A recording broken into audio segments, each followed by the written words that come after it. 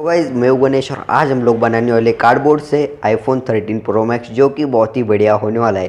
गाइस आपने जो थंबनेल में देखा होगा कि मैंने जो किस टाइप से आईफोन 13 प्रो मैक्स बनाया है, तो फिर आपको भी ये बनाना है तो फिर इस वीडियो को लास्ट तक वॉच करना। तो फिर चलो गाइस वीडियो को स्टार्ट करते हैं।